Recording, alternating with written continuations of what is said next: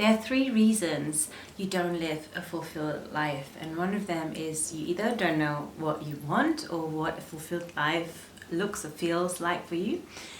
The second reason would be a distrust or doubt in yourself, usually rooting from a sense of disconnect, of a disability to feel belonging, to feel faith.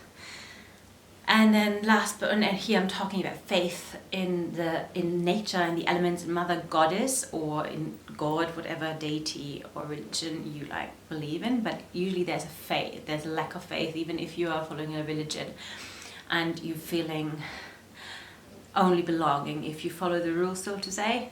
So I'm meaning a deeper sense of belonging, rooted source connection, home within oneself in this world. And the third reason would be an inability or a lack of capacity for facing fear and going after what you want, aka facing change, getting faith into motion and facing the consequences of your decisions.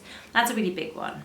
And so once you get these 3 in order, you really look at what you want, what you desire, what brings you joy, long-term sustainable joy, that is joy that not only radiates from within you but also sparks the light in others, and not just a short-term instant gratification, that sort of thing, more like a deep-rooted passion, contentment, something that really sustains you long-term.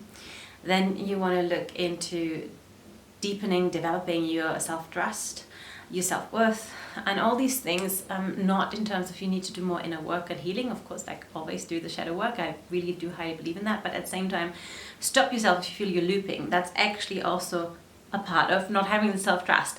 So sometimes we need to do the opposite and just jump into the cold water, do things, even if we think we don't trust ourselves or we're not worthy. You just keep gathering evidence and telling life that you are. And practicing faith and practicing trust. So this is tricky, I know, when you're not trusting in life. How do we start trusting life?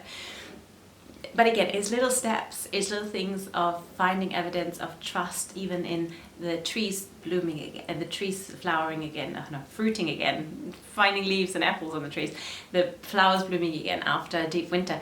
Evidence that life is always running in cycles and has your back. So you can also think about all these times that you didn't feel trust and worried about the worst case scenario, and still it ended up being amazing, or at least you didn't die, you're still here. So these little things, I've got loads of practices for you, obviously in the Substack and my courses.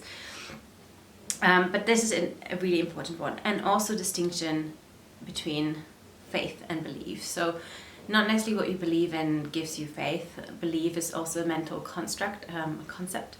So what we want to return to is something that helps us fuel that trust. So even if we don't trust in a situation, in a certain circumstance, if we are connected to our true faith or something that at least stirs the resonance and frequency or energy of this, we start to relax again. And so hence why I talk about resonance, because faith, comes in different shapes and forms and textures for people, and different deities and structures. Often comes down to a core value, of course, as well, but really it expands, it connects, and it doesn't separate. It doesn't fight if it's right or wrong. It just is, and it helps you to come more into presence and to love and kindness with other people. And it's not about who's got the right answer. It's more so, this is what helps me.